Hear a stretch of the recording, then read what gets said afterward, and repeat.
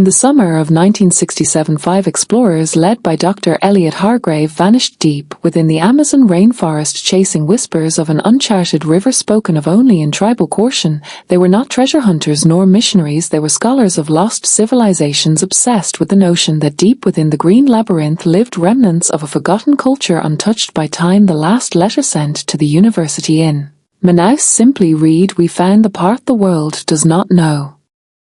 They hired local guides at the port of Tabatinga who refused to go beyond the Rio Negro, warning them of the river with no return, a hidden vein that did not exist on any map yet was known in every fireside legend. The natives called it the Bloodwater, for its currents ran red at dusk, stained not by clay but by something alive, something ancient. They spoke of chants heard at night, of drums that beat without hands, of eyes watching from the trees. Dr. Hargrave dismissed them as mythology, insisting that every legend begins with truth, and they must find it. With journals, water rations, and cameras, they departed on canoes, cutting deeper into untouched wilderness. Dense walls of vines wrapped around trunks like serpents, thick with rotten secrets. The first week was survival against insects, fever, storms, but they pressed on, driven by the dream of discovery. They wrote each night by lantern flame. Elliot described pillars carved with symbols, half swallowed by moss. Sarah the linguist noted chants echoing through the night, unlike any known tongue. Martin the cartographer claimed he saw fires flicker across the water, though no human voice followed. On the 12th day, the river shifted, narrowing into an unseen passage, vines forming dark arches overhead, sunlight smothered by green, silence absolute except for the slow churn of bloodwater beneath their whole. Celestial maps failed, compass needles spun like trapped birds. Sarah marked in journal, "We are beyond the world we knew." She drew faces in margins, faces with no eyes, only hollow sockets stretched in eternal mourning beneath them. She wrote, "Something watches, something waits." The guides refused to continue, abandoned them at dawn, paddling back in terror, leaving the 5 alone. They proceeded with one canoe, rowing through water that pulsed as if breathing, fish dead along banks, bellies slashed, not fed upon, but sacrificed. Martin whispered he saw a shadow beneath the surface, not swimming but walking as if river held ground unseen. When they made shore camp, they found totems carved in wood, standing in perfect line, each decorated with crimson stains. Symbols spiraled around them like prayers or warnings. One totem bore 5 slashes horizontal, as if marking arrival.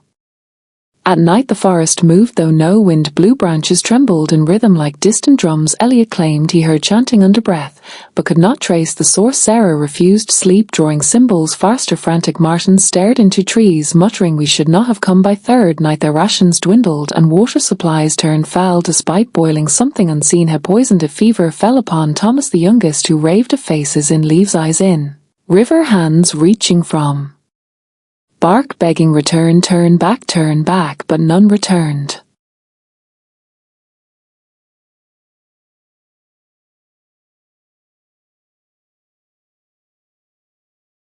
Elliot insisted they were close. He claimed he saw stone ruins at night, bathed in torchlight, though no torch existed. He described columns swarmed with vines, figures etched into them kneeling as if in sacrifice. He awoke the others, made them follow through darkness to riverbank, fog writhing like breath. They heard drums, then distant wails, more human than human, yet not language but sorrow that crawled beneath skin. They reached clearing but found nothing, only endless water and air. Single canoe untouched.